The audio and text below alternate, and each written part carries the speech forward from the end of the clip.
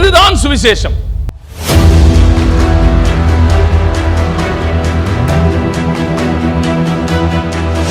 எல்லாருமே எதை தான் சுவிசேஷம்னு நம்புறோம்? பரலோகம் நரகத்தை தான் சுவிசேஷம்னு நம்மளும் நம்புறோம்.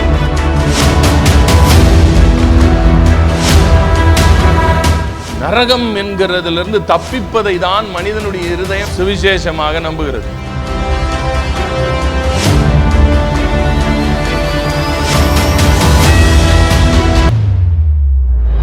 நம்ம பேசுறதெல்லாம் சுவிசேஷமே கிடையாது. நரகத்துல அக்கினி பெருசாரிமாங்க கடாரி வந்துருச்சு அப்படின்னு அவன் பிறண்டு போய் உட்கார்ந்து கிடக்கான். இந்த சுவிசேஷமா பவுல் பேசினது? செத்தா எங்க போற, வாழ்ற காலத்துல விட்டுட்டான மாலு. அப்ப எதை நாங்க சுவிசேஷம்னு சொல்றதுமா?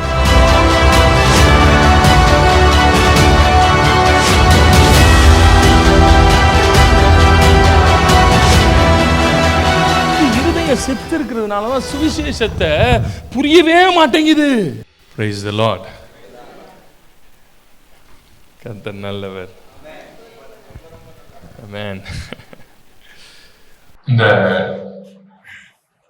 ட்ரினிட்டேரியன் கல்ச்சர், கிறிஸ்துவத்தின் கலாச்சாரம், இந்த கலாச்சாரத்துக்குள் இருந்து சுவிசேஷத்தை அறிவது அது ஒரு மிகப்பெரிய ஒரு பாக்கியம். சுவிசேஷம் பல ஆண்டுகளாக இந்த பூமியில பிரசங்கிக்கப்பட்டு வருகிறது. பல 2000 வருஷமாக சுவிசேஷம் இந்த பூமியில பிரசங்கிக்கப்பட்டு கொண்டுதான் வருகிறது. நிறைய சுவிசேஷங்கள் உருவாகி போச்சு. அது இப்போ உருவாகல, பவுல் காலத்திலே உருவாகி போச்சு. பவுலுக்கே இது பெரிய பஞ்சாயத்தா தான் இருந்துச்சு. அவ்வளவு சுவிசேஷம் பவுல் வாழ்ந்த காலம். அப்பதான் இயேசுநாதர் ரத்தம் சிந்தி மேல போனார். கொஞ்ச நாள் தான் ஆயிருக்கு. அப்பதான் பவுலே ஊழியத்துக்கு வந்திருக்காரு. அப்பயே பவுலுக்கு பெரிய பிரச்சனை இருந்தா, ஏகப்பட்ட சுவிசேஷம். பவுலே அதான் சொல்றாரு, வேற ஒரு சுவிசேஷம் இல்லையே, வேற ஒரு சுவிசேஷத்தை ஒருத்தர் வானத்துல இருந்து சொன்னா கூட நம்பாதீங்களா? ஏன்னா சுவிசேஷம் ஏகப்பட்டதாகி போச்சு. புரியுதுங்களா?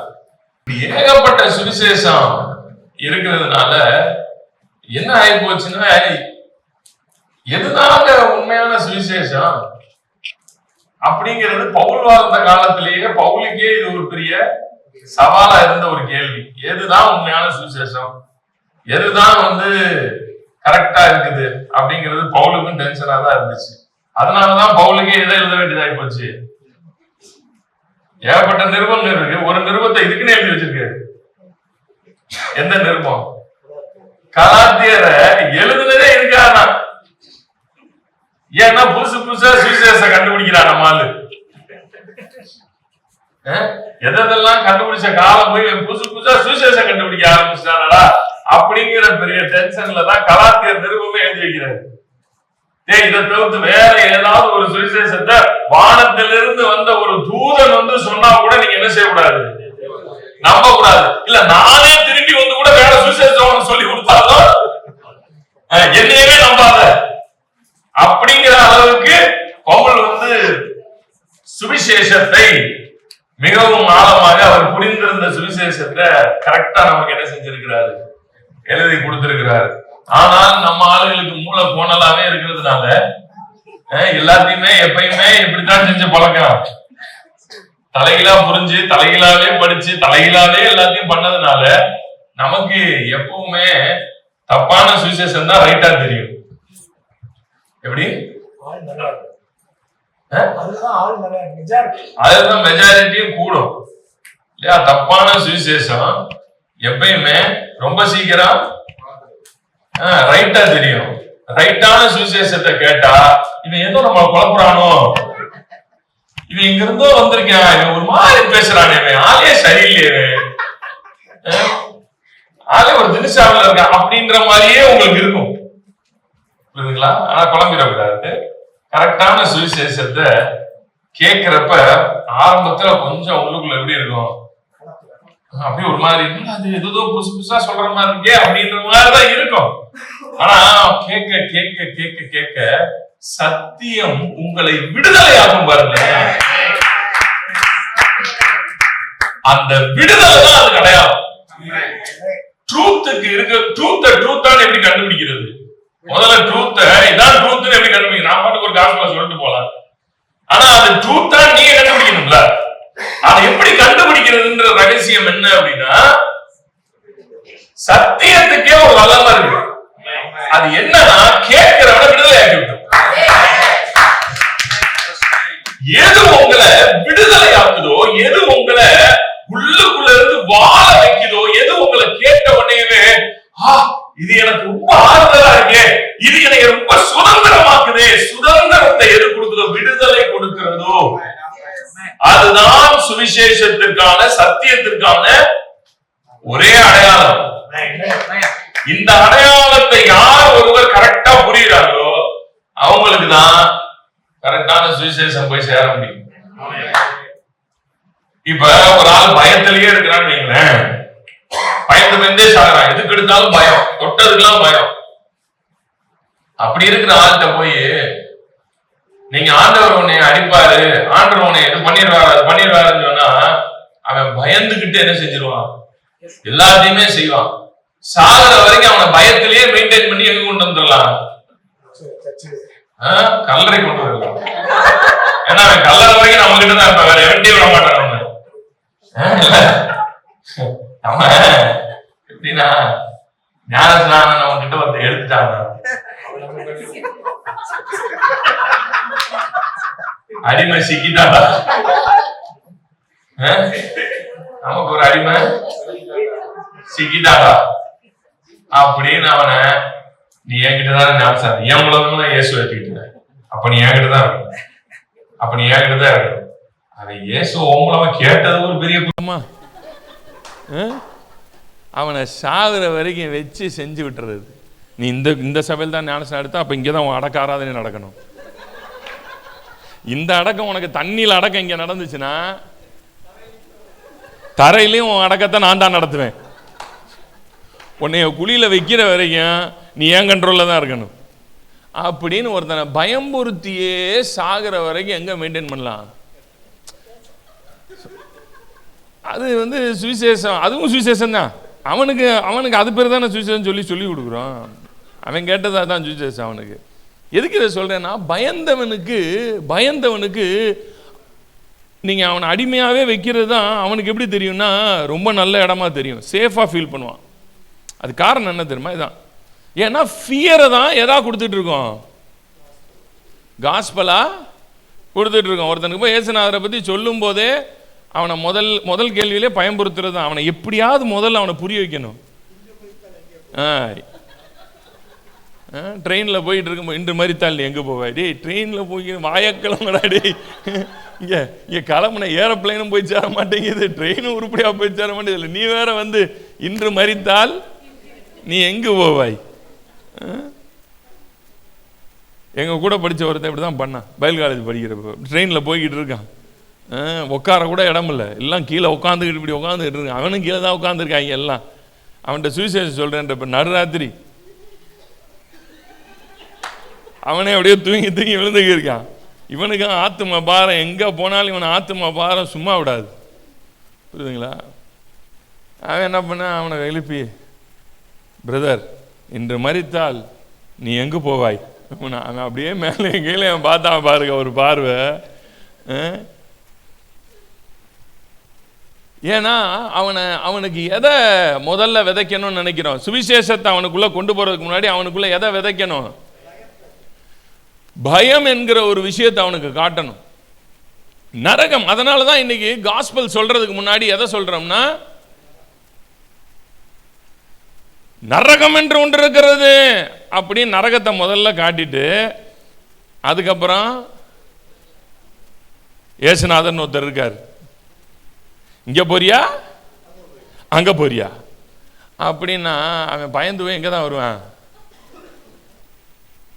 சில பேர் அதனால தான் சுவிசேஷத்தை நம்ம போய் பக்கத்தில் போய் சொல்ல போனாலே மிரண்டு ஓடுறான். டேய் சுவிசேஷம் மட்டும் சொல்லிடாங்கடா நீங்க அப்படின்னு நம்மளை பார்த்து கையெடுத்து கும்புறான். ஏன் அப்படின்னா நம்ம ஃபியரை வச்சு தான் அவனுக்குள்ள ஏற்கனவே என்ன இருக்கு, உலகத்தில் எல்லா பேரும் பயந்து தான் கிடக்கான். பயம் இல்லாத வேணா இருக்கானா சொல்லுங்க? எல்லா பேரும் பயந்து தான் கிடக்கான்.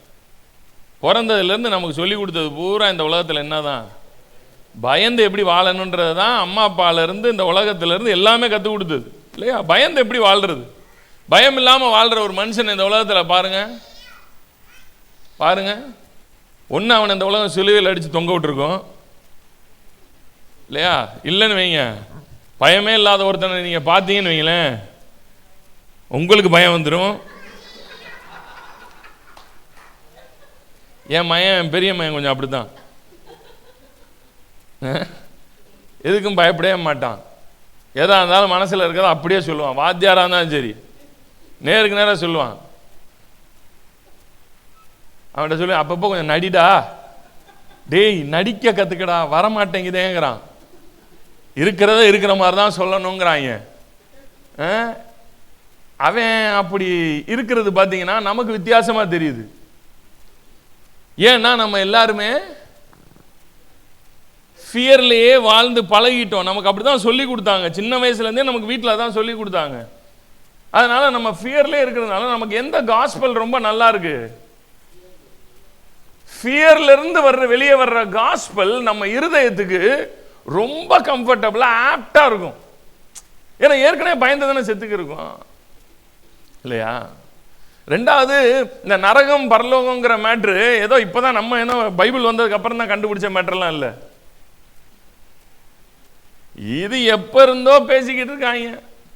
அதனால தான் இந்து மதத்துலேயும் என்ன இருக்கு, சொர்க்கத்துக்கு போறியா, இது என்ன கிறிஸ்தவத்தில் மட்டும்தான் இருக்கா சொல்லுங்களேன்? இது என்ன கிறிஸ்தவத்தில் மட்டும்தான் இப்படி ஒரு விஷயம் பேசுறாங்களா? இல்ல இல்ல, எல்லா மதமும் பேசுது இல்ல. இஸ்லாத்தில் இருக்கா ஜன்னத்துக்கு போறியா நரகத்துக்கு போறியா இல்லையா? அவங்க ஜன்னத்தே வேற மாதிரி இருக்கும். அது நம்மால் போக நிறைய பேர் ரொம்ப ஆயத்தமா இருக்கு அவங்க ஜன்னத்தில்.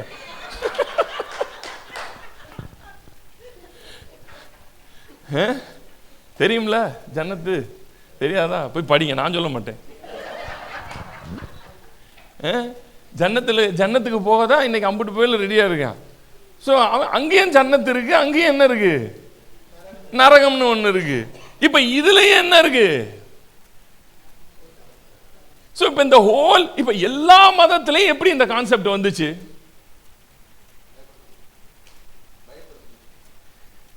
ஏன்னா இது கிரேக்கத்திலிருந்து வந்த மேட்ரு. இது எங்க இருந்து வந்தது? கிரீக்ல.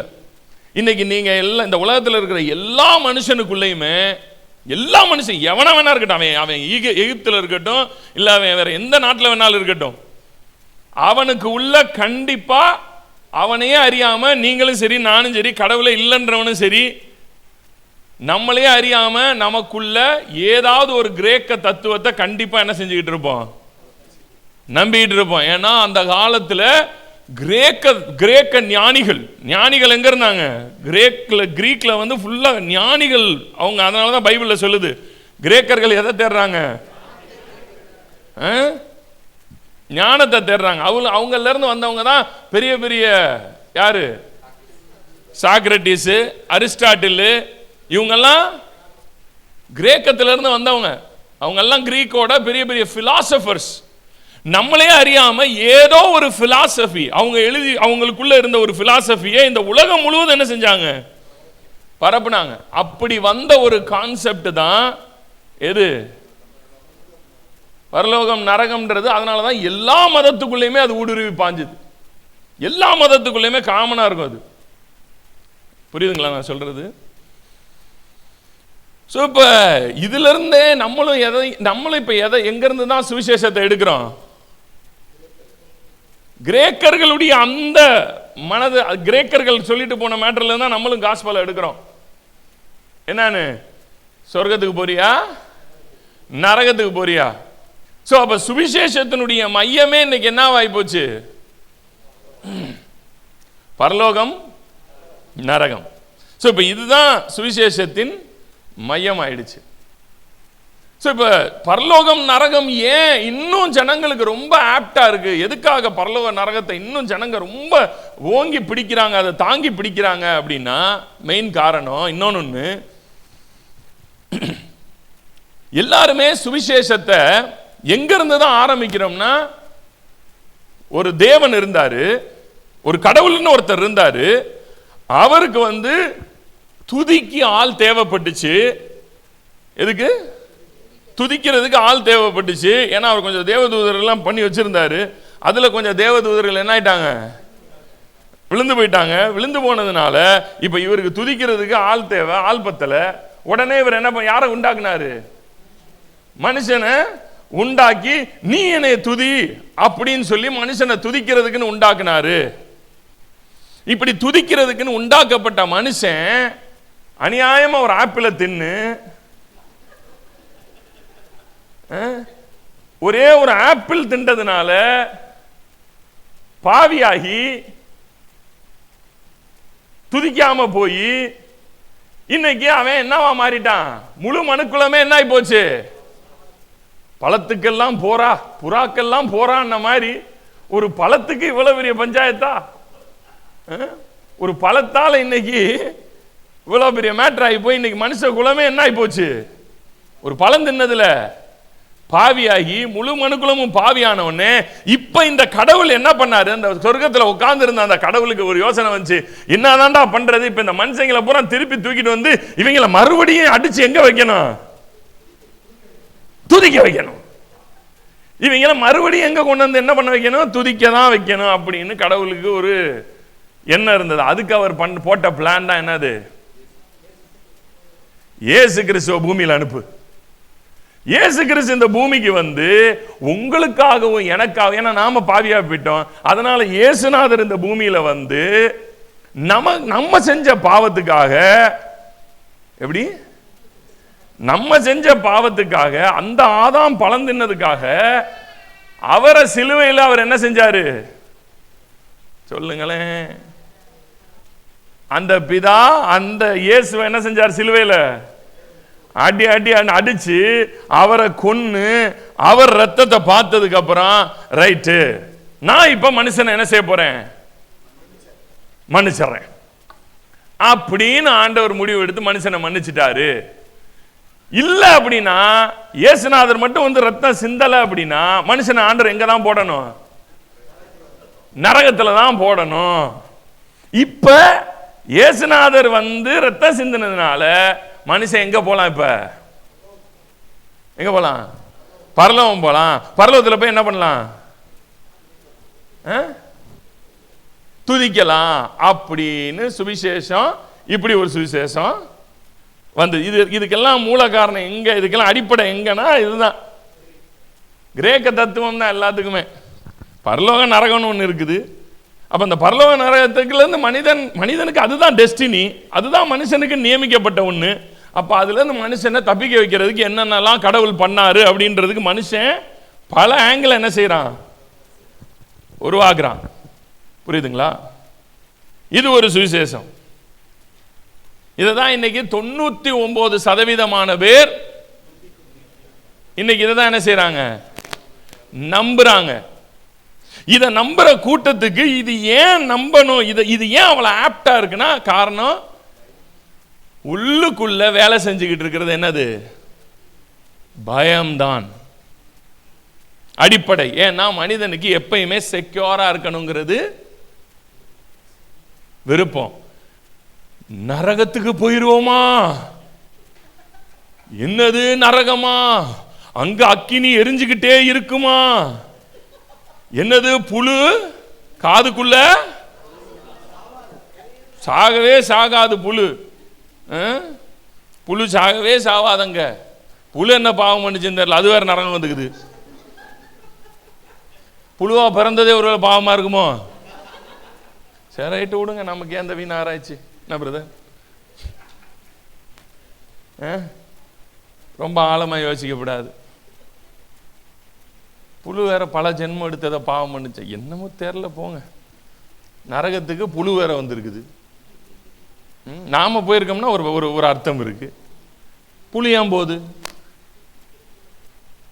நரகத்துக்கு போறது என்ன சாதாரண விஷயமா? போகலாமா? போகக்கூடாதுல்ல? யோசிங்க இதெல்லாம். சரிங்களா? அப்போ புழு போயிருக்கு. ஸோ இப்போ அந்த புழு வேற இப்படியெல்லாம் வருன்னொடனே நம்ம ஆளு பயந்து போய் என்ன எதை ரொம்ப ஆழமாக நம்புறாங்கன்னா, நரகம் என்கிறதிலிருந்து தப்பிப்பதை தான் மனிதனுடைய இருதயம் என்னவாக நம்புகிறது? சுவிசேஷமாக நம்புகிறது. அடுத்தது மனிதனுக்கு இன்னொரு விஷயம் இந்த சுவிசேஷத்தை ரொம்ப ஆழமா நம்ப வைக்குது. என்னன்னா மரணம். இப்ப மரணம்னு ஒண்ணு இல்லைன்னு வச்சுக்கோங்களேன், எவனா இந்த சுவிசேஷம் நம்புவானா? நரகம் பரலோகம் பின்னாடி எல்லா பயலுக்கும் கண்ணுக்கு எது தெரியுது? சாவு தெரியுதா? சாவு தெரியும் போது ஆட்டோமேட்டிக்காவே நரகம் இவனுக்கே தெரியுது. ஏன்னா இவன் வாழ்க்கை இவனுக்கு தெரியும்ல.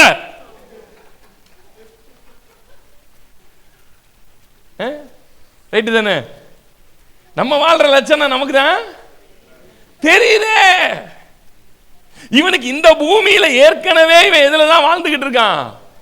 இவனை எதுதான் நடத்திக்கிட்டு இருக்கு? குற்ற உணர்வு. குற்ற உணர்வுங்கிறது இல்லாத மனிதனே கிடையாது உலகத்துல. நீங்க நினைக்கிறீங்களா சர்ச்சுக்கு வரவனுக்கு தான் குற்ற உணர்வு வருதுன்னு? குற்ற உணர்வு இல்லாத ஆளே கிடையாதுங்க.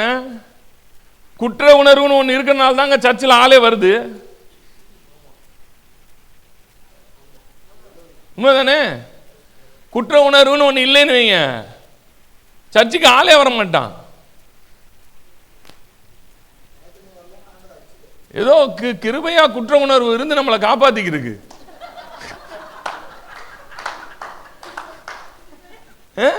குற்ற உணர்வு தான் இன்னைக்கு நிறைய பேர் ஞாயிற்றுக்கிழமை காலையில் எங்க கூட்டியாருது, அடிச்சு பத்தி கொண்டு வந்து அங்க உட்கார வைக்குது.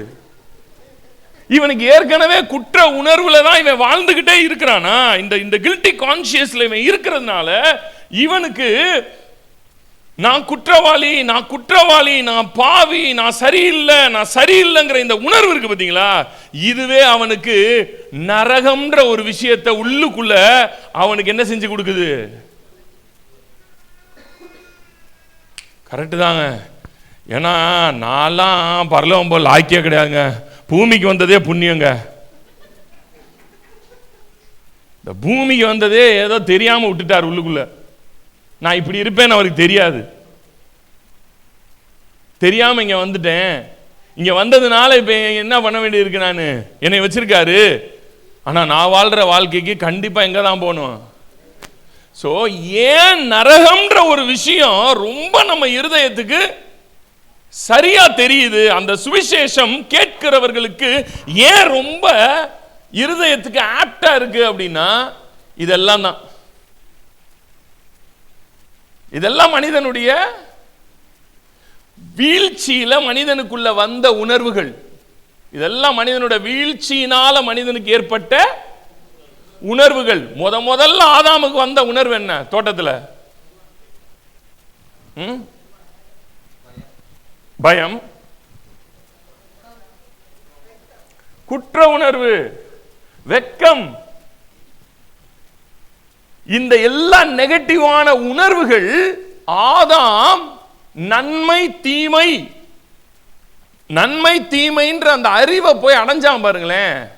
அந்த அறிவு உள்ள வந்ததுனாலதான் இந்த நெகட்டிவான உணர்வுகள் என்னாச்சு? உள்ளுக்குள்ள பாப்பாச்சு. உள்ளுக்குள்ள வந்ததே அதனாலதான்.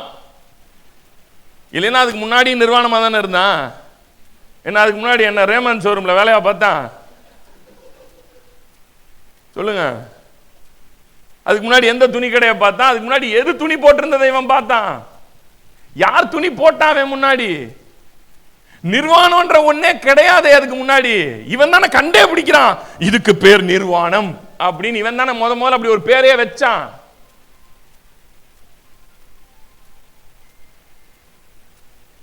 உடம்ப பார்த்து போனோகிராஃபின்ற ஒரு மேட்டரை கண்டுபிடிச்சதே வந்தான். யாரு? ஆதாம் தான். இப்படி பார்த்தான் பாருங்க, ஐயோ இது போனோகிராஃபி ஆச்சேன்னு ஓடுறான். அதுக்கு முன்னாடி அப்படி ஒரு மேட்டரே இல்லைங்க. போனோகிராஃபின்னு ஒரு மேட்டரே கிடையாது. அதை முதல்ல அப்படி அதை அப்படிப்பட்ட ஒரு ஃபீலுக்குள்ள கொண்டு போய் அதை இது பயங்கரமானது அப்படின்னு தான் சொந்த உடம்ப பார்த்து பைபிள் என்னன்னா பயந்து ஓடுறான். யாரையோ பார்த்து ஓடி இருந்தாலும் பரவாயில்ல.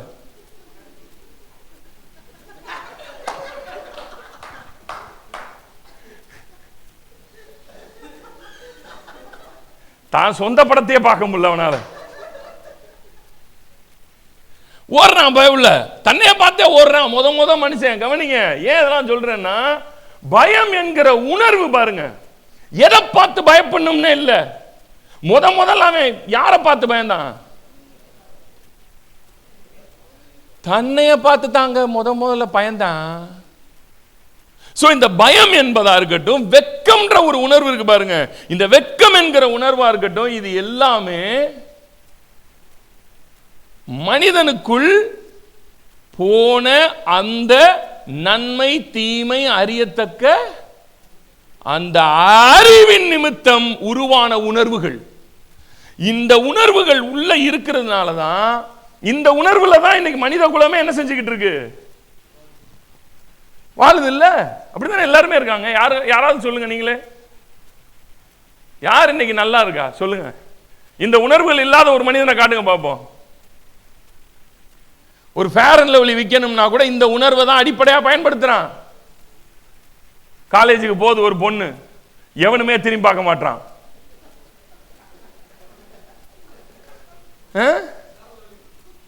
உடனே அடுத்து ஃபேர் அண்ட் லவ்லி அப்படின்னு காட்டுறான். உடனே அடுத்த நாள் இதை போட்டு அந்த அம்மா போகுது, பின்னாடியே 4 பயலுவ போறாங்க. என்ன சொல்ல வர்ற நீ இல்லையா? நீங்க என்ன வேணாலும் எடுத்துக்காங்க, நீங்க எல்லா அட்வர்டைஸ்மெண்ட் எடுத்துக்கங்க, எந்த பொருளை வேணாலும் எடுத்துக்கங்க, அது உங்களுடைய வெட்கம் பயம் என்கிறதை மூலதனமாக வைத்து உருவாக்கப்படுகிறது. நீ என்ன Dress போட்டு போற, நீ என்ன பிராண்ட் ஷூ போடுற, நீ என்ன பிராண்ட் ஷர்ட் போடுறன்ற வரைக்கும் உன்னோட வெட்கத்தையும் உன்னுடைய பயத்தையும் மற்றவனுக்கு முன்னாடி நீ யாரா இருக்கிறங்கிற உனக்குள்ள இருக்கிற அந்த உணர்வுகளுக்கு எதை யூஸ் பண்றான்?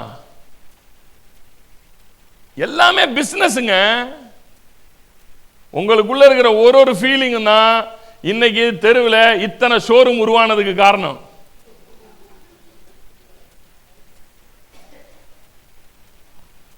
ஒரு காலத்தில் கார் வச்சிருந்தாலே புண்ணியம் இல்லையா? ஒரு வீட்டில் கார், நானும் சின்ன பிள்ளையா இருக்கும்போது ஒரு வீட்டில் காரை பார்த்தா, பா கார்லாம் இருக்குடா உங்க வீட்டில், அப்படிதான் பார்த்தோம். இப்பெல்லாம் காரை போட்டு என்ன கார் இருக்குன்னு பார்க்காங்க, மூடி போட்டு தூக்கி பார்க்குறான், உள்ளுக்குள்ள என்ன வண்டி நிக்குதுன்னு. அதை வச்சுதான் அவனுக்கு மரியாதை கொடுக்கான் இல்லையா? அப்ப எங்க இது எல்லாத்துக்கும் மூலதனம் எங்க இருந்து உருவாகுது இந்த உணர்வு? எல்லாமே ஏதேன் தோட்டத்தில் ஆதாமுக்குள் உருவானது. அந்த உணர்வுகள் இன்னைக்கு மனக்குலத்தை முழுவதும் ஆளுகை செய்யறதுனால நம்ம சொல்லக்கூடிய அன்னைக்கு அரிஸ்டாட்டிலும் அன்னைக்கு சாக்ரட்டிஸும் இவங்க எல்லாரும் இல்ல மனிதனுக்கு கடவுள் இருக்கிறாரு, அவர் மனிதனை கண்டிப்பாக தண்டிப்பார் என்ற அந்த உணர்வு, அவங்க அந்த இடத்துல இருந்து தான் இந்த நரகம் பரலோகன்ற மேட்டரையே எல்லா மதத்துக்குள்ளேயும் கொண்டு வந்தான்.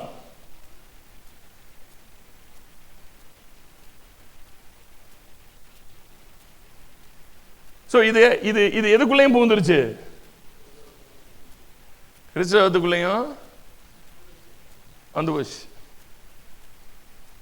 அந்த காலத்தில் இந்த கான்செப்ட், இந்த நரகம் பரலோகன்ற கான்செப்ட் ரொம்ப ஜீசஸ் டைம்ல ரொம்ப பிரபலமாக ரொம்ப பேசப்பட்ட கான்செப்ட்ஸ் இதெல்லாம். ஏன்னா அந்த நேரத்தில் அந்த கிரேக்க தத்துவ ஞானிகள் அதிகமாக இருந்து அவங்களுடைய தத்துவங்கள் எல்லா பக்கமும் எல்லா திசைகளிலும் பரவின காலங்கள் அதெல்லாம். நீங்க அதனாலதான் புதிய ஏற்பாடு எந்த மொழியில் எழுதப்பட்டிருக்கு? பழைய ஏற்பாடு ஹீப்ரூல தானே எழுதினாங்க. ஏன் பவுல் ஏன் ஹீப்ரூல எழுதல? பவுல் எபிரேயன் தானே, பவுல் இஸ்ரவேலன் தானேங்க. ஏங்க கிரேக்கத்தில் ஏங்க எழுதினாரு? ஏன்னா கிரேக்க மொழி எந்த மொழியோட ஆதிக்கம் இருக்கிறதோ அந்த மொழியில் இருக்கக்கூடிய தத்துவங்களும் அந்த எல்லையில் என்ன செய்யும்? ஆதிக்கம் அடையும். இதனுடைய ஆதிக்கத்தினுடைய வெளிப்பாடு தான் எல்லா பக்கமுமே எது அதிகமாச்சு? இந்த சுவிசேஷம், இந்த நரகம் பரலோகன்ற மேட்ரு ரொம்ப சீக்கிரமாக மனிதனுக்குள். நான் இப்ப எப்படி கொண்டு வந்துட்டு இருக்கேன்னா, இது பைபிள் மட்டும் கிடையாது, எல்லா ரிலிஜியனுக்குள்ளே எப்படி வந்தது. எல்லா மனுஷனுமே இதை எப்படி நம்புறான்? இன்னைக்கு எல்லா மதமும் நம்புதுன்னா அப்ப எல்லா மனுஷனும் நம்புறான்ல. அப்ப அவன் ஏன் நம்புறான்? பைபிளே விட்டுருங்க, எல்லா மனுஷனுமே ஏன் நம்புறான்? எப்படி இது அவனுக்குள்ள வந்தது? எங்க இருந்து வந்தது? யார் இதற்கெல்லாம் மூலப்புள்ளி?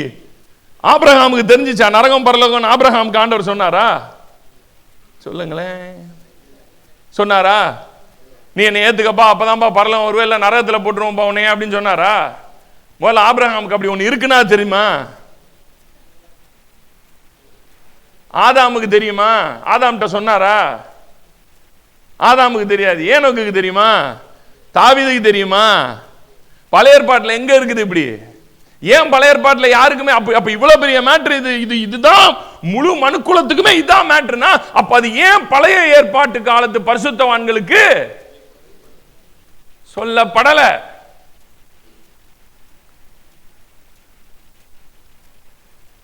புரியுதுங்களா? ஏன்னா இது யாருக்கு அப்புறம் தான் ஆரம்பமாகுது? எங்க இருந்து தான் இது இதனுடைய ஆதிக்கமே? இந்த கிரேக்க ஆளுகை உருவானதுக்கு அப்புறம் கிரேக்க மொழியினுடைய ஆதிக்கமும் கிரேக்க தத்துவ ஞானிகளுடைய ஆதிக்கமும் அதிகமாக உருவானதுக்கு அப்புறம் தான் இந்த கான்செப்ட் முழு உலகமும் இது என்னாச்சு வரவுச்சு. இதுதான் எல்லா மதங்களும் இதை ஏற்றுக்கொள்வதற்கான காரணம். இது எங்கேயும் உள்ள போந்துட்டு நமக்கிட்டையும் உள்ள வந்துருச்சு. இப்ப எல்லாருமே எதை நோக்கி தான் இன்னைக்கு எதை தான் சுவிசேஷம்னு நம்புறோம்? பரலோகம் நரகத்தை தான் சுவிசேஷம்னு நம்மளும் நம்புறோம். சரிங்களா? அப்ப நீங்க சொல்லலாம், அப்ப பாஸ்டர் பைபிள்ல இருக்கே பரலோகம் நரகம்னு எழுதி இருக்குதே, பைபிள்ல எழுதலைன்னா பரவாயில்லையே? பைபிள்ல எழுதலாம் பரவாயில்லையே, பைபிள் எழுதியில வச்சிருக்கிறாங்க, பைபிள்ல எழுதி இருக்கிறாங்களே. நீங்க பைபிள்ல எழுதி இருக்கக்கூடிய புதிய ஏற்பாட்டில் பேசக்கூடிய காரியங்களை நீங்க எடுத்து ஒரிஜினல் மூல பாஷையில் நீங்க அதை எடுத்து பார்த்தீங்கன்னா அங்க எழுதி இருக்கிறது நரகம்னே இருக்காது. அங்க எழுதி இருக்கிறதே வேற வார்த்தைகள் எழுதப்பட்டிருக்கிறது. அங்க இயேசுநாதர் சொல்றது உன்னை அதாவது அவியாத அக்கினியில போடப்படும். அதெல்லாம் எதை பத்தி சொல்லுதுன்னா, எருசலேமுக்கு வெளியில அங்க குப்பை கூட இருக்கும், அது அணையாம எரிஞ்சுக்கிட்டே இருக்கும். அந்த காலத்துல இயேசுநாதர் அதை பத்தி பேசுறார். அதை தான் அவர் அங்க ஆக்சுவலா சொன்னது. நீங்க போய் அதெல்லாம் எடுத்து நீங்க மூல பாஷையில நீங்க போட்டு எடுத்து வாசிச்சு பாருங்க. சும்மா கதை சொல்லல, அதெல்லாம் அதுல இருந்து தான் வந்தது. அவர் அதை மீன் பண்ணாரு. நமக்கு இன்னைக்கு எப்படி தோணுதுன்னா, நரகம் பரலோகம்னு நம்ம ஏற்கனவே நமக்குள்ள அதை வச்சிருக்கிறதுனால நம்ம அந்த வசனத்தெல்லாம் எதோட தான் கனெக்ட் பண்றோம்? நரகத்தோடையும் பரலோகத்தோடையுமே நம்ம கனெக்ட் பண்றோம். இப்ப நம்ம காலத்துல வாழ்ந்துகிட்டு இருக்கோம். இப்ப நம்ம வாழ்ந்துகிட்டு இருக்கோம். நான் வாழ்ந்துகிட்டு இருக்கிற இப்ப இந்த காலத்துல மெயினான கட்சிகள் இது ஏடிஎம்கே டிஎம்கே இல்லையா? ஏடிஎம்கே உடைய இது என்னது? கட்சியோட அடையாளம் என்ன இல்லையா? டிஎம்கேக்கு சூரியன், சரியா? 2-5 ரைட்டா? இப்போ நம்ம சொல்றோம் அடுத்த எலெக்ஷன்ல 2ஆம் நம்பர் தான் வரப்போகுது அப்படின்னா உங்களுக்கு என்னன்னு புரியுது? ஏடிஎம்கே வரப்போகுதுன்னு புரிஞ்சிச்சா? 5ஆம் நம்பர் தான் வரப்போகுதுன்னா புரிஞ்சிச்சா? இப்போ நான் அதை எழுதி வச்சிட்டேன் 2-5ன்னு. 2ஆம் நம்பர் எழும்பும், 5ஆம் நம்பர் விழுகும், 5ஆம் நம்பர் எழும்பும், 2ஆம் நம்பர் விழுகும்னு நான் எழுதி வச்சுட்டேன். நான் எழுதி வச்சுட்டு நான் செத்து போயிட்டேன். எனக்கு அப்புறம் ஒரு 2000 வருஷத்துக்கு அப்புறம் நீங்கள் அதை எடுத்து வாசிக்கிறீங்க. உங்களுக்கு 2ஆம் நம்பரை பார்த்தாலே எப்படி தெரியும்? 2 நல்ல நம்பருங்க. பைபிளில் எலும்புன்னு போட்டிருக்கு. 2ஆம் நம்பர் வீடா பாருங்க. இல்லையா? நமக்கு ஹார்ட் எப்படிதான் இது இது எழுதப்பட்ட ஒரு மக்களுக்கு, அது எழுதப்பட்ட காலம் வேற, அது எழுதப்பட்ட சூழ்நிலை, மக்கள் வேற. இன்னைக்கு நம்ம எத்தனாயிரம் வருஷத்துக்கு அப்புறம் அதை எடுத்து கையில் வச்சிருக்கோம். இயேசுநாதர் அன்னைக்கு அவங்க முன்னாடி நின்னுகிட்டு ஒரு ஜனங்களுக்கு சொல்றாரு. அவனுக்கு அதை கேட்கும் போதே தெரியுது இது எதை பத்தி தான் பேசுறாருன்னு. வெளியில எரிஞ்சுக்கிட்டு இருக்க குப்பையை தாண்டா சொல்றாரு அப்படின்னு அவனுக்கு என்ன செய்யுது தெரியுது. ஆனா நமக்கு தான் இது தெரிய மாட்டேங்குது. நம்ம என்ன நினைக்கிறோம், பரலோகத்தில் எங்கேயோ எரிஞ்சுக்கிட்டு இருக்கு போல, நித்தியமா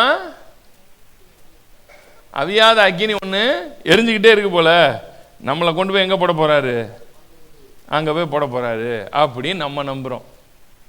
சரிங்களா? இதுதான் நம்முடைய நம்பிக்கை, இன்னைக்கு மக்களுக்குள்ள இருக்கக்கூடிய நம்பிக்கைக்கான காரணம். ஸோ இப்போ பால் பேசின காஸ்பல் என்ன, இப்போ சுவிசேஷம் என்ன, அடுத்தது பார்ப்போம். What is gospel? எதுதான் சுவிசேஷம்? எதுதான் சுவிசேஷம்? நல்லா புரியுங்க. சுவிசேஷம் என்ற ஒன்று இயேசுநாதர் இந்த பூமியில வந்ததுக்கு அப்புறம் என்ன செய்யல, வந்த ஒன்று இல்ல. சுவிசேஷம்ன்றது எப்ப இருந்தே இருக்கு,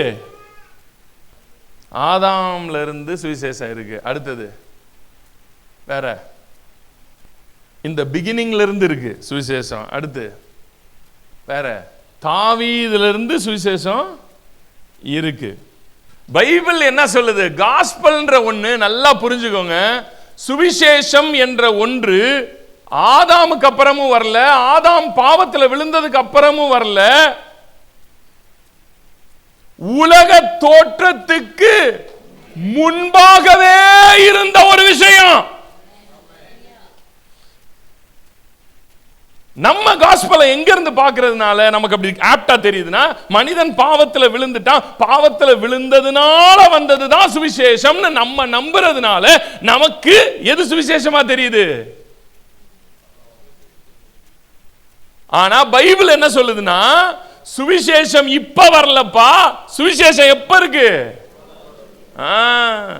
பழைய ஏற்பாட்டு காலத்துக்கெல்லாம் முன்னாடி, உலக தோற்றத்துக்கு முன்னாடி இருந்து இருக்கு. எடுத்து வாசிப்போம். இதுக்கு ஆதாரம் இருக்கா பைபிள்ல? வாங்க இப்ப ஆதாரத்தோட பார்ப்போம் பைபிள்ல இருக்கான்னு. எடுத்து வாசிங்க. 1 கொரிந்தியர் 2ஆம் அதிகாரம் 7ஆம் வசனம். உலக தோற்றத்துக்கு முன்னே தேவன் நம்முடைய மகிமைக்காக ஏற்படுத்தினதும்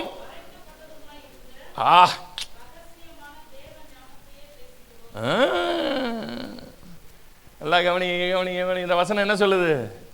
எல்லாம் சேர்ந்து ஒரு தடவை படிப்பா, எல்லாம் சேர்ந்து படிப்பா இந்த வசனத்தை. நல்லா எல்லாம் சேர்ந்து சத்தமா படிங்க. உலக தோற்றத்துக்கு முன்னே தேவன் நம்முடைய மகிமைக்காக ஏற்படுத்தினதும் மறைக்கப்பட்டதுமாயிருந்த ரகசியமான தேவ ஞானத்தையே பேசுகிறோம். பவுல் எதை சுவிசேஷமா பேசிக்கிட்டு இருக்காராம்? பவுல் ஏதோ ஒரு சுவிசேஷத்தை பேசுறாருல்ல, அது எப்ப இருந்து இருக்குன்றார் இந்த மேட்ரு. அப்ப ஆதாம் பாவத்தில் விழுந்ததுக்கு அப்புறம் தான் வந்ததா இயேசு கிறிஸ்து இந்த பூமிக்கு வரணும்ன்றது? உங்களதான் கேக்குதா எல்லாருக்கும்? ஆனா நம்ம என்ன நம்பிக்கிட்டு இருக்கோம்னா, ஆதாம் பாவம்ன்ற ஒண்ணுல விழுந்ததுனால தான் யார் வந்தா, இயேசு வந்தாருன்னு நீங்க நினைச்சுக்கிட்டு இருக்கீங்க. ஆனா உலகம் தோன்றுவதற்கு முன்னமே, ஆதாம் என்ற ஒருவன் வருவதற்கு முன்னமே, இந்த சூரியன் சந்திரன் இந்த அண்டங்கள் உருவாவதற்கு முன்னமே, முன்னாடியே எதுவுமே இல்லாதப்ப, வானமும் இல்ல, பூமியும் இல்ல, ஆதாமும் இல்ல, பாவமும் இல்ல, எதுவுமே இல்லாதப்ப ஒன்னு இருந்துச்சு. அங்க என்ன இருந்தது தெரியுமா? ஒரு சுவிசேஷம் இருந்தது. யாருக்குள்ள இருந்தது? பிதா குமாரன் பரிசுத்த ஆவிக்கு உள்ளாக ஒரு சுவிசேஷம் இருந்தது. அங்க அவங்களுக்குள்ள ஒரு காஸ்பல் இருந்தது, அவங்க கிட்ட ஒரு செய்தி இருந்தது, ஒரு பெரிய ரகசியம் இருந்தது. அந்த ரகசியத்தை அவங்க அங்க பார்த்ததுனாலதான், அந்த ரகசியத்தை அவங்க அங்க கண்டதுனாலதான் உலகம்ன்ற ஒன்னையே உருவாக்குனாங்க.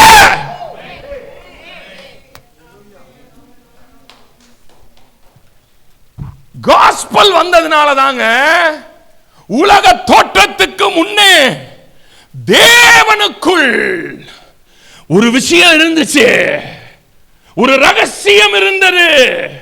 அத அவர் பார்த்ததுனாலதான் அவர் யோசிச்சாரு, இப்படி ஒண்ணு இருக்குன்னா அதுக்கு உலகம்னு ஒண்ணு வேணும். நம்ம என்ன நினைச்சுக்கிட்டு நம்ம எந்த காஸ்பலை பிரசங்கம் பண்ணிக்கிட்டு இருக்கோம்? நம்ம பேசுறதெல்லாம் சுவிசேஷமே கிடையாது. தேவனுக்குள் அந்த வசனம் எவ்வளவு அழகா எழுதுறாரு, உலக தோற்றத்துக்கு முன்னே. சொல்லுங்க சொல்லுங்க சொல்லுங்க. காஸ்பல் காஸ்பல் எப்படியா? உலக தோற்றத்துக்கு முன்னே உங்களையும் என்னையும் அங்கேயே பார்த்துட்டாராம்.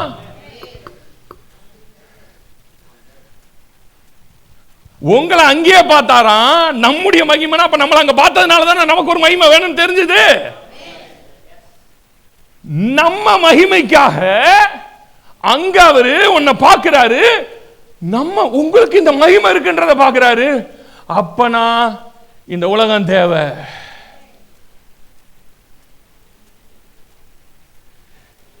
அந்த மகிமைய உங்களுக்கு கொடுக்கணும்னு உலக தோற்றத்துக்கு முன்பாகவே அவர் தீர்மானம் பண்ணினதினால்,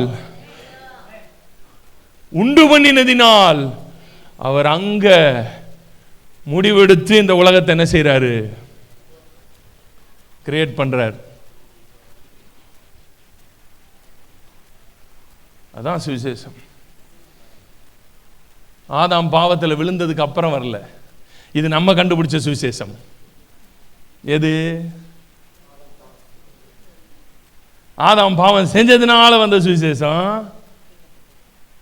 நம்ம மூளை குறுங்கி போன மூளை இல்ல, நம்ம காஸ்பல மேனுக்கு அப்புறத்துல இருந்து தானே நீங்க டிரைவ் பண்ணி கொண்டு வரீங்க.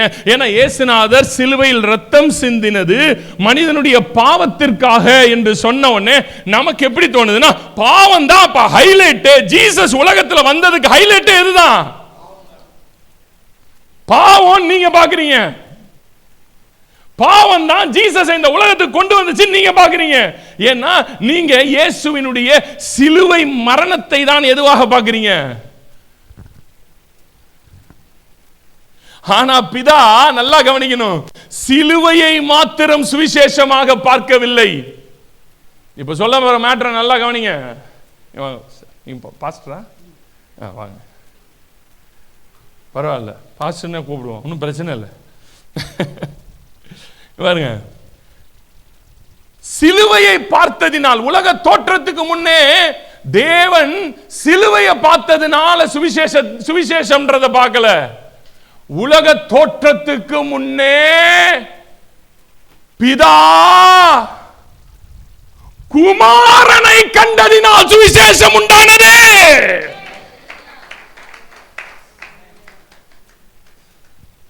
குமாரன் தான் சுவிசேஷம்.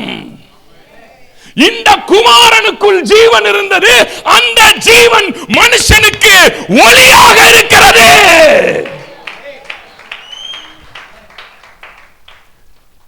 இந்த சன்னுங்க காஸ்பல், இந்த சன்னை பார்த்துட்டாருங்க. இப்படி ஒரு சன்னை பார்த்ததுக்கு அப்புறம் இந்த சன்னுக்குள்ள இவரை மட்டும் பார்க்கல, உலக தோற்றத்துக்கு முன்னே கிறிஸ்துவுக்குள். புரியுதா? யார பார்த்தாராம்? யார பார்த்தாராம்? உங்களை அங்கேயே இங்க பார்த்ததுனாலதான் இப்ப இவருக்குள்ள இருக்கிற எல்லாமே வெளியே வரணும்.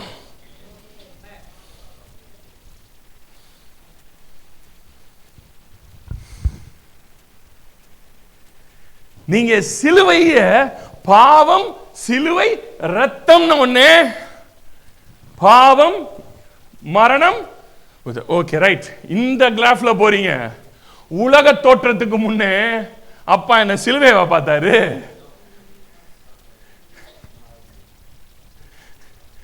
அதனாலதான் வேதம் சொல்லுகிறது, சகலத்தையும் அவரை கொண்டும் அவருக்கென்றும் சிருஷ்டித்தார்.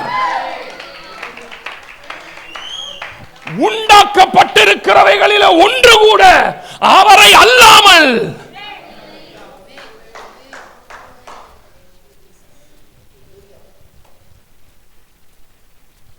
நீங்க காஸ்பல இங்க மேன் சின் பண்ணதுல இருந்து பாக்குறீங்க.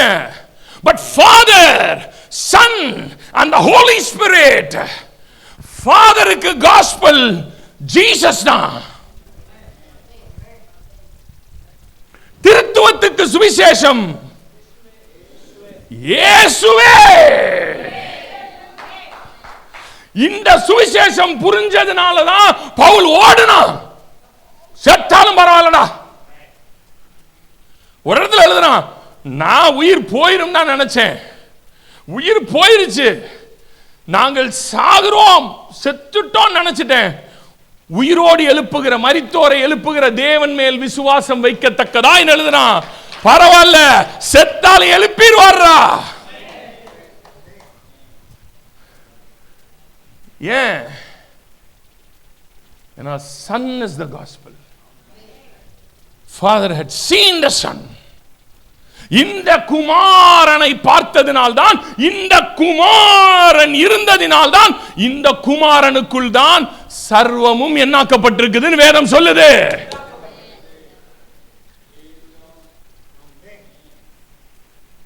இந்த குமாரனை நீங்க புரியாத வரைக்கும்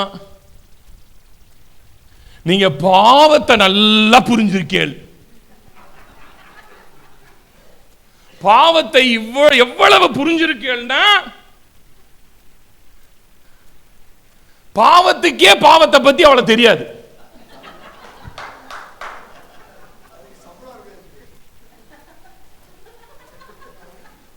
அதுக்கு சம்பளம் இருக்கிறது அதுக்கு தெரியாது. நமக்கு பாவம் பாவம் பாவம். ஏன்? இது அந்த முதல் ஆதாம்ல இருந்து வந்தது. குற்ற உணர்வுக்குள் இருந்து வந்தது. குற்றவாளி ஆக்கப்பட்டேன் என்கிற உணர்வில் இருந்து உருவாகிறது.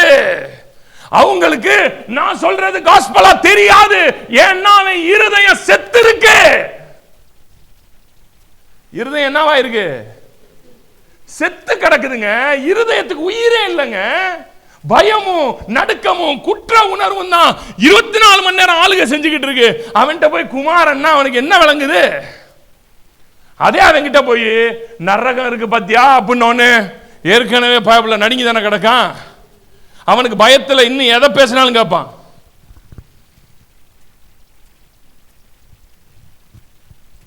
புரியுதுங்களா? இந்த குமாரன் என்று ஒருவர் இருக்கிறதுனால தான் ஃபாதர் பார்த்தாரு. உலக தோற்றத்துக்கு முன்னே இவரை பார்த்தாரு. இவருக்குள்ள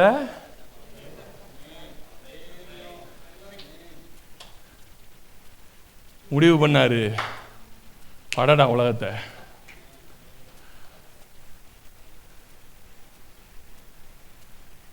அங்கிருந்து பிறக்குது காஸ்பல். கொலோசையர் 1:16 வாசிங்க. ஏனென்றால் அவருக்குள், யாருக்குள்ளதான் சகலமும் சிருஷ்டிக்கப்பட்டிருக்கு? யாருக்குள்ள? குமாரனுக்குள் தான் சர்வமும் எல்லாமே சிருஷ்டிக்கப்பட்டு. இந்த சுவிசேஷம் பவுல் பேசிக்கிட்டு இருந்தாரு. இந்த சுவிசேஷம் பவுலுக்கு புரிஞ்சதுனாலதான் பவுல் இதை எழுதி வச்சிருக்காரு. அதனாலதான் பவுல் பக்கத்துக்கு பக்கத்துல நரகத்துல எப்படி எவ்வளவு தூரத்துக்கு அக்கினி எரியும், எத்த தண்டி புழு வேகும், எவ்வளவு வரைக்கும் உன் காதுக்குள்ள போகும், வாய்க்குள்ள போகும், பாரு இப்பெல்லாம் போய் சாவணுமா அப்படின்றத எக்ஸ்பிளைன் பண்ணியிருக்காரா? ஏன் எக்ஸ்பிளைன் பண்ணல பவுல்?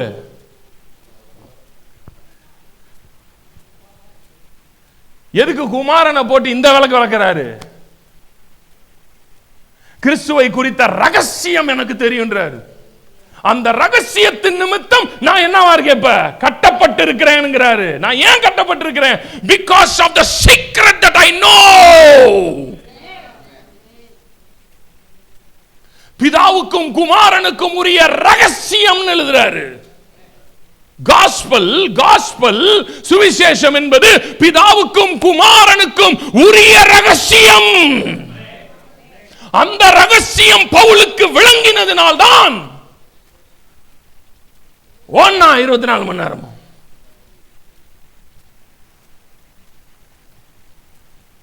இன்னைக்கு ஒரு கூட்டம் ஓடுது. ஆனா அது பிதாவுக்கும் குமாரனுக்கு உரிய ரகசியம் புரிஞ்சதுனால ஓடுதா? வேற என்ன ரகசியம் புரிஞ்சதுனால ஓடுது? நரகத்தில் அக்கினி இம்மா பெருசாரியுமாங்க. நேத்து கூட நம்ம ஜகனையா சொன்னாரு,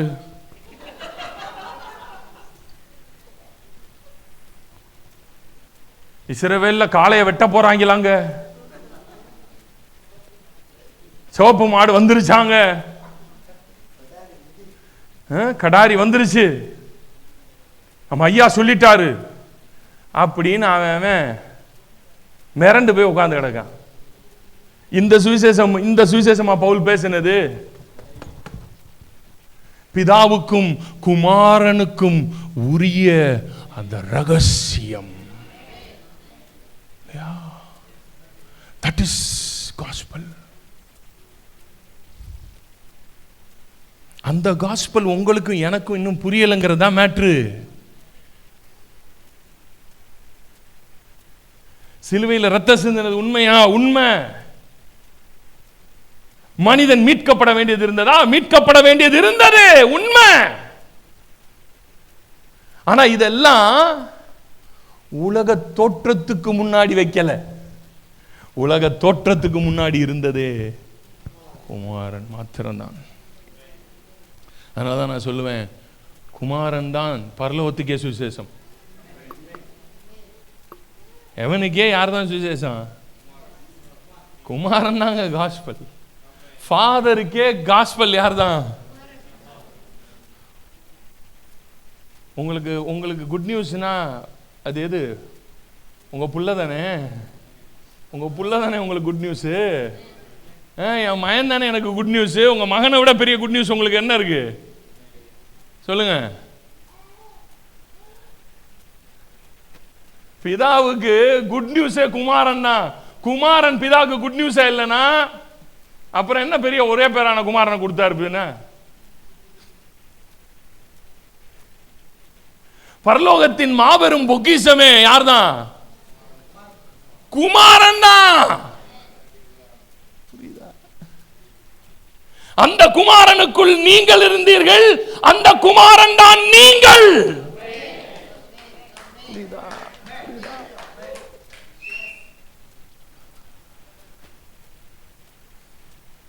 You are the gospel. I am the gospel. ஃபாதருக்கு காஸ்பல் நான் தான். ஏன்னா நான் யாரு? புள்ள. சார் உங்க பையனை எவ்வளவு அழகா மடியில போட்டு அழகா தூங்க வச்சுட்டு இருக்கீங்க. தொட வலிக்கும். இவ்வளவு நேரம் ஒரு குழந்தைய மடியில வைக்கணும்னா கஷ்டம்தான். ஆனா அவனை ஏன் நீங்க இவ்வளவு நேரம் தாங்கிட்டு இருக்கீங்க? ஏன்னா அவன் தான் உங்களுக்கு காஸ்பல். ஏன்னா அவன் மகன். உங்களுக்கு அவன் தான் பெரிய குட் நியூஸ். The heavenly Fatherக்கு குட் நியூஸ்.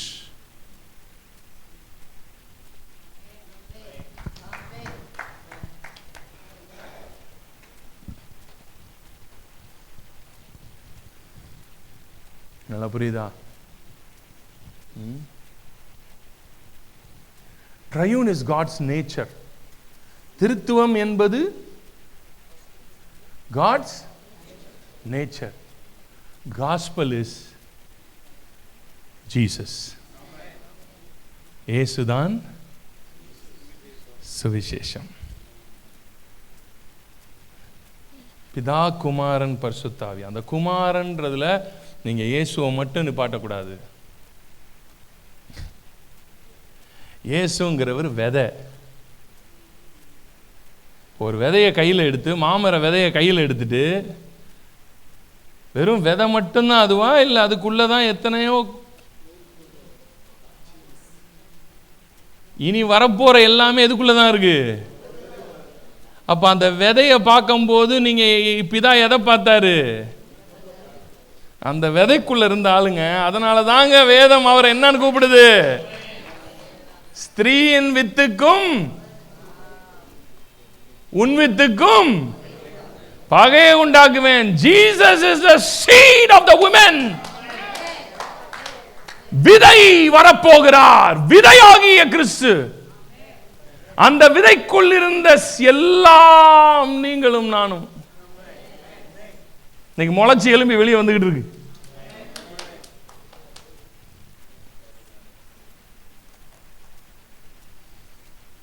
இது உங்களுக்கு காஸ்பல்னு புரியலன்னா, இதை நம்ம காஸ்பல்னு வெளியே கொண்டு போகாம எதை இன்னைக்கு காஸ்பல்னு கொண்டு போயிட்டு இருக்கான்? செத்தா எங்க போற? வாழ்ற காலத்தெல்லாம் விட்டுவிட்டான் நம்மால். வாழும்போது நீ என்ன, உனக்கு வச்சிருக்கிற மகிமை என்ன தெரியுமா? உங்களுக்கு எனக்கு வச்சிருக்கிற தேவன் நம்முடைய மகிமைக்கென்று ஏற்படுத்தினதும், wow, for your glory, for my glory, ஏற்படுத்தினது. இதை நான் போய் ஒவ்வொருத்தனுக்கும் போய் சொல்றது எனக்கு காஸ்பலா தெரியலன்னா, அப்புறம் உங்களுக்கு இன்னும் புரியலன்னா அர்த்தம். இன்னைக்கு நிறைய கிருபை பேசுறவங்களுக்குமே புரிய மாட்டேங்குது எது காஸ்பல்னு.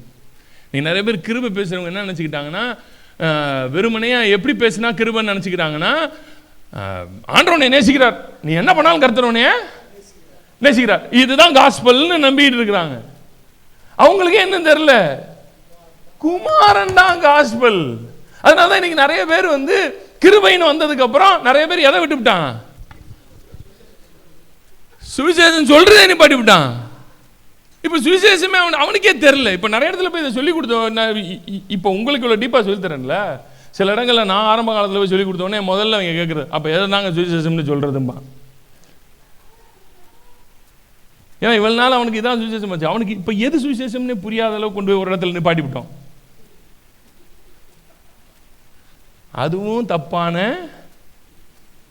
இடம், அப்படியும் சொல்லி கொடுத்துடக்கூடாது. இன்னைக்கு கிருபை ஏற்கனவே கிருபை பிரசங்கியாரா இருக்கிறவங்களுக்கும் இன்னைக்கு காஸ்பலை கரெக்ட் பண்ணிட்டு இருக்கேன் உள்ள. நீங்க புரிஞ்சிருக்கிற சில விஷயத்தையும் கரெக்ட் பண்ண வேண்டியது இருக்கு. ஏன்னா தவறான சில புரிதல்களும் உள்ள இருக்கு. காஸ்பலே சொல்ல வேண்டாம், தேவையே இல்லை அப்படின்ற ஒரு இடத்துக்கு ஒரு குரூப் போயிடுச்சு. அவங்களுக்கும் புரியல. சன்னை போய் ஓடி ஓடி, குமாரனை ஓடி ஓடி என்ன செய்ய வேண்டியது இருக்கு? சொல்ல வேண்டிய இடத்தில் நாம் நின்று கொண்டிருக்கிறோம். ஏனென்றால் அவர் பிதா உலக தோற்றத்துக்கு முன்னாடி இருந்தே தனக்குள்ள வச்சு இப்ப கொண்டு உங்களையும் என்னையும் நம்பி இந்த காஸ்பலை நமக்கு டிரான்ஸ்ஃபர் பண்ணியிருக்காரு. இதை நான் ஓடி ஓடி உலகமெல்லாம் சொல்லணும். Amen. So triune is God's nature. Gospel, Jesus Christ. ஹெவனுக்கு சுவிசேஷம் அதுதான், அண்டங்களுக்கு சுவிசேஷம் அவர்தான், வானத்துக்கு சுவிசேஷம் அவர்தான், பூமிக்கு சுவிசேஷம் அவர்தான். பூமியின் கீழானோர்னு இன்னொரு பைபிள் பேசுது. பூமியின் கீழானோர் யாவருடைய முழங்கால்களும் முடங்கும். குமாரனை தூக்கி கொண்டு போய் டேடி அப்படியே அந்த உயரத்துல வைக்கணும்னு நினைச்சாரு பாத்தீங்களா? இது இந்த உயரத்துல எல்லாத்துக்கும் மேல கொண்டு அப்படி வச்சாரு பாத்தீங்களா? இந்த மகிமையை தான் இங்க வச்சார்ல, இந்த மகிமையை தான் உலக தோற்றத்துக்கு முன்னாடியே பார்த்தாரு.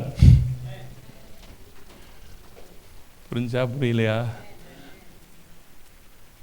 எதை பார்த்தார்னா, வானோர் பூதலத்தோர்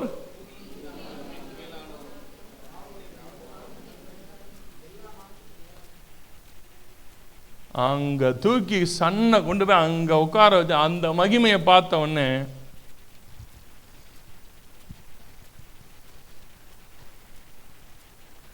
அவர் மட்டுமா அங்க உட்கார்ந்துருக்காரு?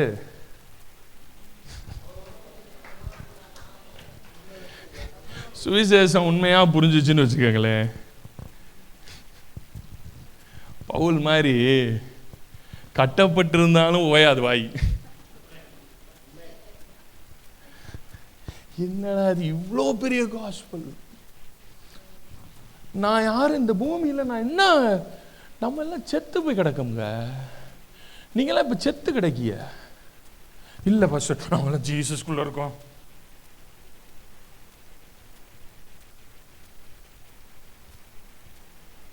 செத்து இருதயம் செத்து இருக்கிறதுனாலதான் சுவிசேஷத்தை புரியவே மாட்டேங்குது.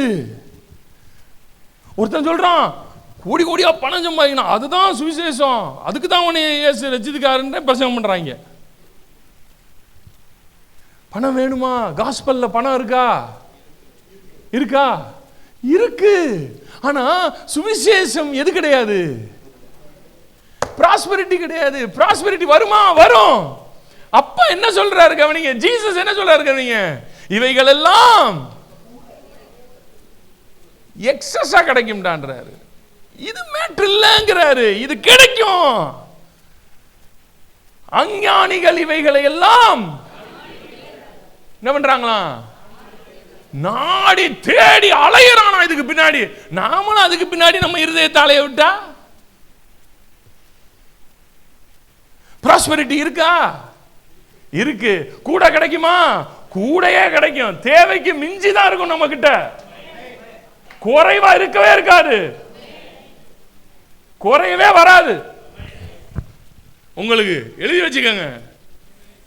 ஆனா காஸ்பல் எது கிடையாது? அது கிடையாது. அது இல்ல பிதா முதல்ல பார்த்தது. குமார் என்ற ஒரு ஒரு ஒரு பெரிய ஒரு விஷயத்தை நீங்க கிராக் பண்ண உள்ள வரும்போது முதல்ல எது ஆக்டிவேட் ஆகும்? பிராஸ்பரிட்டி ஆக்டிவேட் ஆகும். இது எல்லாமே உள்ளுக்குள்ள இருக்கிற திரைகள், நம்முடைய ஆத்துமால இருக்கிற திரைகள். இதெல்லாம் இப்ப அந்த திரைகள் நம்முடைய ஆன்மாவை மூடி இருக்கிறதுனால தான் ஒருத்தன் தரித்திரத்தில் இருக்கிறான், ஒருத்தன் அடிமைத்தனத்தில் இருக்கிறான், ஒவ்வொருத்தனும் ஒவ்வொரு விஷயத்துல மாட்டி நிற்கிறான். புரியுதுங்களா? இந்த நீங்க கிரைஸ்ட ஃபர்ஸ்ட் அப்படி உள்ள கொண்டு வரும்போது ஒரு திரை இப்படி விலகும். விலகின உடனே தரித்திரமா இருக்க ஒருத்தனுக்கு எது ஆக்டிவேட் ஆக ஆரம்பிக்கும்? பிராஸ்பரிட்டி ஆக்டிவேட் ஆன உடனே இயேசுல வந்த பிறகுதான்டா இவ்வளவு கோடி கோடியா பணம் வந்து இத்தனை இடம் வாங்கி போட்டேன், இவ்வளவு தூரம் வந்துட்டேன், இது எல்லாத்தையும் அவன் எதாக்கிறான். கடைசியில அவன் கையில இயேசு கண்ணீர் விட்டார் என்ற வசனத்தை கொடுங்க.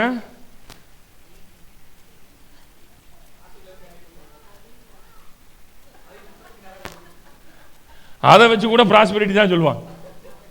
பிராஸ்பரிட்டி காஸ்பலா? காஸ்பல் அதெல்லாம் ஒரு ஒரு மூளை, அதெல்லாம் இருக்கு. இன் கிரைஸ்டுக்குள்ள காலை வச்சிட்டீங்கன்னாலே இந்த பூமி உங்களுக்கு திறக்கப்படும். முதல் ஆதாமுக்குள், நல்லா கவனிக்கணும், முதல் ஆதாமுக்குள் இந்த பூமி அடைக்கப்பட்டது மனிதனுக்கு. ஆண்டவர் என்ன மனித ஆதாம் பாவம் செஞ்ச உடனே ஆதாமை கூப்பிட்டு இப்படியா சொன்னாரு?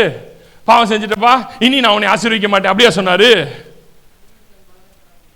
உன் நிமித்தம் பூமி சபிக்கப்பட்டிருக்கும், உன்னாலதான் இந்த பூமி கர்ஸ் ஆகுது. என்ன கர்ஸ் ஆகுதுன்னா, இந்த பூமிக்கு நான் உனக்கு எல்லாத்தையும் கொடுக்கணும்னு இந்த பூமி கிட்ட கட்டளை கொடுத்திருந்தேன். ஆனா இனி அது உனக்கு என்ன செய்ய முடியாது, கொடுக்க முடியாம நீ பூமியை மூடிட்ட. இனி நீ வேர்வையை கொண்டு போய் சிந்தினாதான் இந்த பூமி உனக்கு என்ன தர முடியும்? இது முதல் ஆதாமுக்குள் இந்த பூமி நமக்கு அடைபட்டது. பணம் என்ன பரலோகத்தில் இருக்கிற மாட்டா? அது பூமியில் இருக்கிறது தானேங்க. பணம் பூமிக்குரியதானே. அப்ப இந்த பணம் ஆக்டிவேட் பண்ணணும், இந்த பூமியில இருக்கிறது ஆக்டிவேட் ஆகணும்னா நீங்க எப்ப செகண்ட் ஆடம், இரண்டாம் ஆதாமாகிய இயேசு கிறிஸ்து உலக தோற்றத்துக்கு முன்பாக இருந்த அந்த சுவிசேஷம் உங்கள் இருதயத்துக்குள் போய் அந்த குமாரனை நீங்கள் ஏற்றுக்கொள்ளுகிற போது இந்த பூமி திறக்கப்படும்.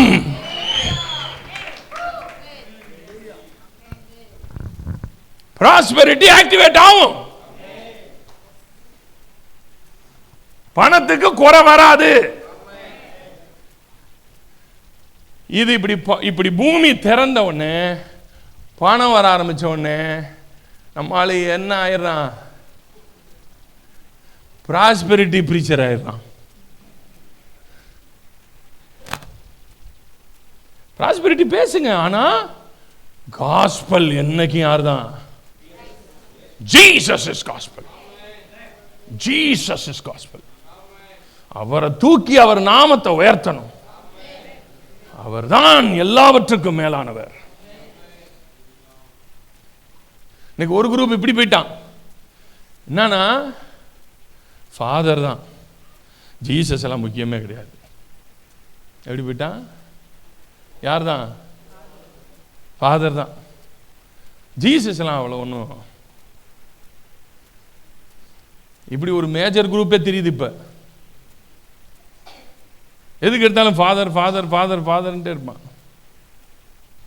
அவனுக்கு என்ன புரியல? ஃபாதருக்கே காஸ்பல் ஜீசஸ் தான்டான்னு புரியல. அதனாலதான் முழு புதிய ஏற்பாடும் பாருங்க, குமாரன் மட்டும்தான். நீங்க குமாரனை பத்தி தான் ஃபுல்லா பவுல் விளக்கி, அதுதான் காஸ்பல். கிரைஸ்ட் தான் gospel. Christ in you is the hope of the. கிறிஸ்துவானவர் மகிமை நம்பிக்கையாய் உங்களுக்குள் இருப்பதே அந்த ரகசியம். குமாரனுக்குள் நீ இருக்கிறாய், நீ குமாரன் உனக்குள் இருக்கிறார். இதுதான் காஸ்பல்.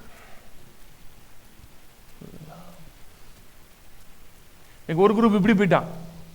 என்னது? எதுக்கு எடுத்தாலும் ஃபாதர். அவன் ஜீசஸே மறந்துட்டாங்க. ஒரு குரூப்பு கிட்ட இப்ப ஜீசஸே கிடையாது. அவங்க கிட்ட போய் நீங்க ஜீசஸை பேசி பாருங்க, ஃபாதர் தான். ஜீசஸே ஃபாதர் தாங்க சொன்னாருங்க. உனக்கெல்லாம் பேச முடியாது, அப்போடா இடத்த காலி பண்ணு.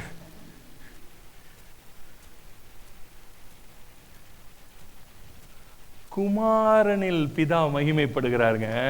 இந்த ட்ரூத் எல்லாம் உள்ள போனுங்க. பிதாக்கு தான் மகிமை வேணும்னா, பிதா தனக்கு தான் மகிமை வேணும்னா, பிதாக்கு தான் மகிமைனா, சர்வத்தை ஏங்க குமாரனை கொண்டும் பண்ணணும். தானே பண்ணிட்டு போக வேண்டியதானே? நான் பண்ணி தாண்டா உனக்கு எல்லாம் கொடுத்தேன்னு சொல்ல வேண்டியதானே? ஏன் எல்லாத்தையும் யார்கிட்ட கொண்டு வராரு? குமாரன் கொண்டு வராரு. குமாரனை கொண்டும் ஏன் பண்ணணும்? ஜீசஸ் கிரைஸ்ட் அவர்தான் அண்டங்களுக்கெல்லாம், வானம் பூமி பிதா பரிசுத்தாவியானவர் எல்லாரும் தூக்கி கொண்டாடிக்கிட்டு இருக்கிற ஒரு பொக்கிஷம். அந்த பொக்கிஷம் நீங்க அறியணும், நீங்க பார்க்கணும், உங்களுக்கு உள்ள பார்க்கணும். உங்களுக்கு காஸ்பல் புரியுதுன்னு அர்த்தம். அப்பதான் அப்ப நம்முடைய மனதில் நீங்க கிறிஸ்துவை ஏற்றுக்கொள்ளும் போது ஆட்டோமேட்டிக்காவே உங்களுக்கு எது திறக்கும்? உங்க மனமும் திறக்கும். அடுத்தது பூமி தானா திறக்கும். திறந்த உடனே பூமி என்ன செய்ய ஆரம்பிக்கும்? கொடுக்க ஆரம்பிச்ச உடனே இதான் காஸ்பல் நினைச்சிட்டு இங்க நின்றுடக்கூடாது.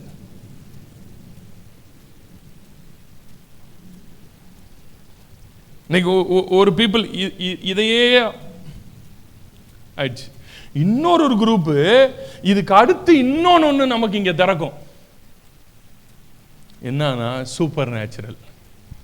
என்னது? Super natural.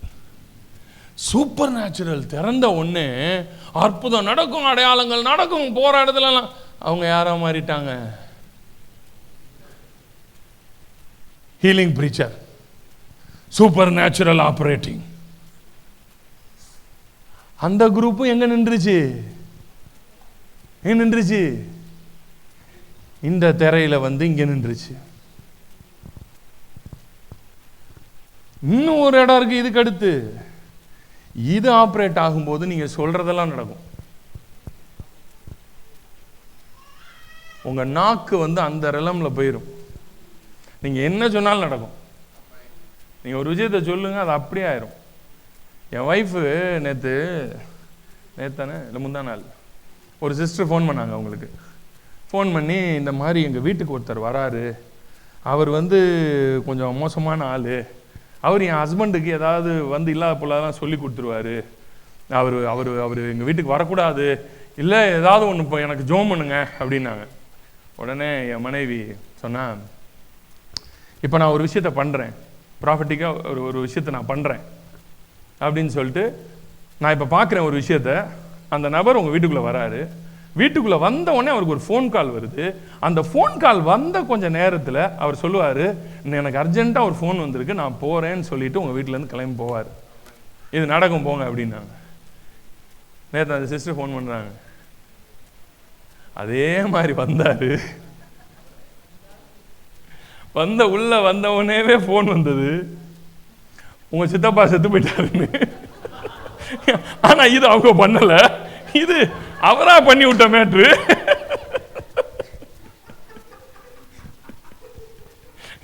இது அவங்க பண்ணல, நீங்க அதில் தப்பா நினைச்சிடக்கூடாது. அவங்க ஒரு போன் தான் வரும்னாங்க, அது இப்படி போன் வரும்னு அவங்க சொல்லல.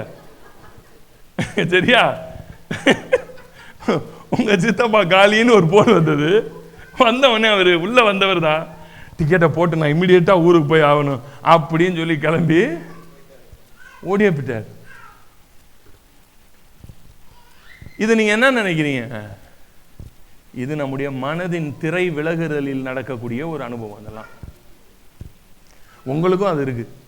நீங்களும் இந்த இப்படியே முங்கி இதுக்குள்ளேயே இவன் திட்டிவிட்டா, மாமா திட்டிவிட்டா, சித்தப்பா பெரியப்பா இப்படியே சுத்திக்கிட்டு இருந்தீங்கன்னா இப்படியே இங்கேயே கிடக்க வேண்டியதான். உங்களுக்கும் இது எல்லா அனுபவமும் கிடைக்கும். ஆனா நீங்க அதுக்கு டீப் சீக்கிங்க்கு வரணும், தேடுதலுக்குள்ள வரணும். அப்படி வரும்போது உங்களுக்குள்ள எது ஆக்டிவேட் ஆகும்? இந்த திரை விலகும் போது உங்களுக்கு இதெல்லாம் ஆக்டிவேஷன் ஆயிரும். ஆனா இதுலயே என்ன செஞ்சிடக்கூடாது, நின்றுடக்கூடாது. இது எல்லாம் எது இல்லை, இதெல்லாம் கிறிஸ்துவுக்குள்ள வர வர வர வர வர வர வர வர விலகக்கூடிய மனத்திரைகள். பக்கத்தில் இருக்கவங்க பார்த்து சொல்லுங்க, உங்களுக்கும் விலகும்.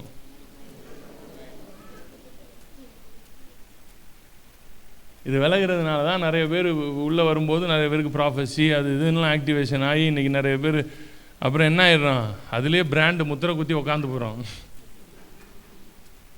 இல்லையா? அதுதான் நம்முடைய அல்டிமேட் கோல் ஆயிடுது. அப்புறம் நான் ஹூ ஆம் ஐ ஆம் அ ப்ராஃபட்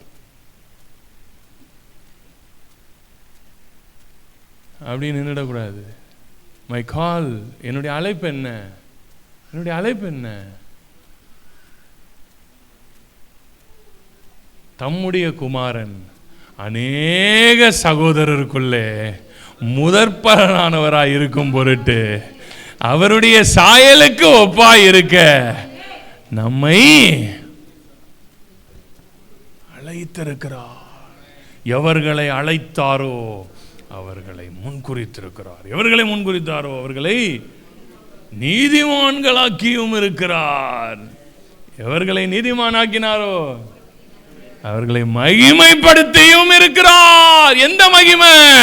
இப்ப சொல்றேன் பாருங்க, பிதா நம்முடைய மகிமைக்காக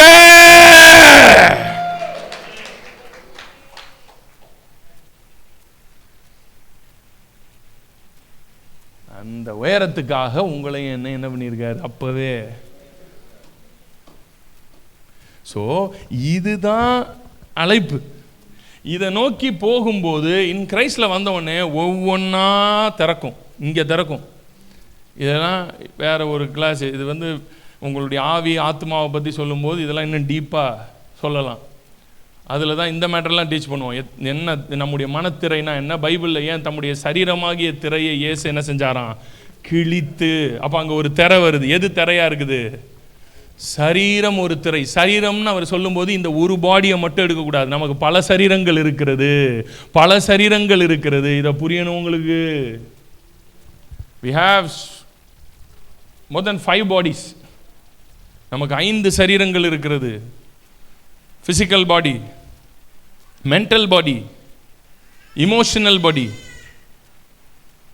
astral body, light body. தம்முடைய சரீரத்தை அவர் என்ன செஞ்சிருக்கிறாராம். அப்ப இந்த பாடியை கிழித்தார்ன்ற மேட்டருக்குள்ள ஏகப்பட்ட மேட்டர் இருக்கு. அது என்னவா இருந்துச்சான், மகா பரிசுத்த ஸ்தலத்துக்கு போறதுக்கு ஏன் சரீரமாகிய திரையை கிழிக்கணும்? அப்ப தடுத்துக்கிட்டு இருக்கிறது எது? அப்ப இந்த 5 சரீரத்துல ஏதோ ஒன்று மேட்ரு உள்ளுக்குள்ள எல்லாத்துலயும் என்ன செஞ்சுக்கிட்டு இருக்கு, நம்மளை தடுத்து வச்சுக்கிட்டு நின்றுகிட்டு இருக்கு, உள்ள போக விடாதபடி. புரியுதா? ரேம்ஸ்குள்ள நீங்க உங்க மனம், உங்களுடைய மனம் ஆவியின் மண்டலங்களுக்குள்ளே உன்னதங்களுக்குள்ளே எடுத்துக்கொள்ளப்பட முடியாதபடிக்கு இவைகள் தடுத்து கொண்டிருக்கிறது உங்களை. இங்கேயே மாயையில சிக்க வச்சு, இந்த மாயையிலேயே வாழ வச்சு, இங்கேயே பேய் பிடிச்சவன் மாதிரியே அலையலாம் பாருங்க. இங்கேயே நம்மளை அப்படியே அலைய வச்சு நம்மளை என்ன ஆக்கிறது, இங்கேயே ஃபினிஷ் பண்ணி விட்டுருது. இதுக்கு மேல நீங்க என்ன செய்ய முடியல, போக முடியாது உங்களால.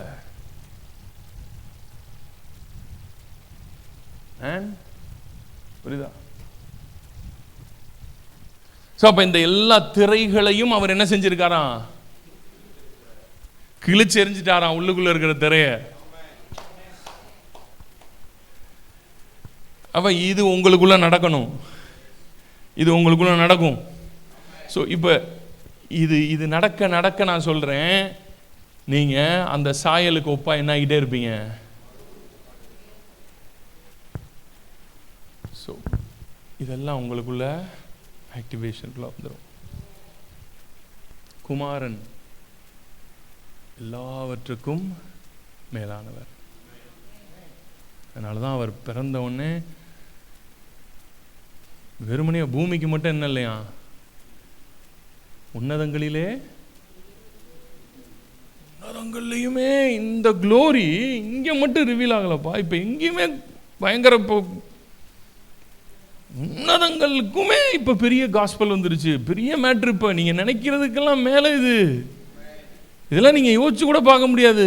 உன்னதங்களுக்கே இப்ப ஒரு பெரிய குட் நியூஸ் வந்துருச்சு.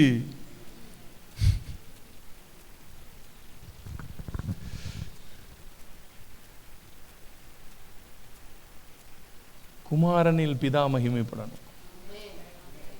நீங்க குமாரனை தூக்க ஆட்டோமேட்டிக்காவே யாரை தூக்குறீங்க, பிதாவையும் பரிசுத்தாவியானவரையும் ஸ்வீட்டா இருக்கீங்க. ஏன்னா அவருடைய மகிமையவே அவர் யாருக்குள்ளதான் வைக்கிறாரு,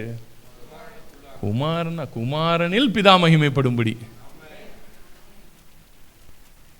இப்ப நான் ஹீலிங் சொல்லி கொடுக்குறேன், எல்லாமே டீச் பண்ணுறேன். நான் ஹீலிங், மெடிடேஷன், எப்படி ஆவியில் அடுத்தடுத்த ரெலம்ஸ்குள்ளே போகணும், எல்லாமே சொல்லி கொடுக்குறோம். நம்ம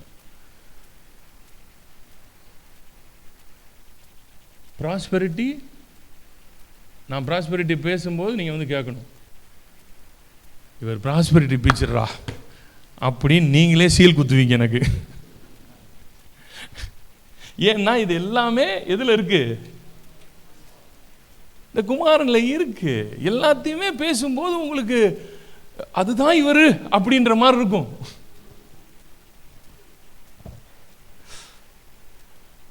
ஆனா என் இருதயத்துல நான் காஸ்பல்னு புரிஞ்சிருக்கிறது ஜீசஸ். அத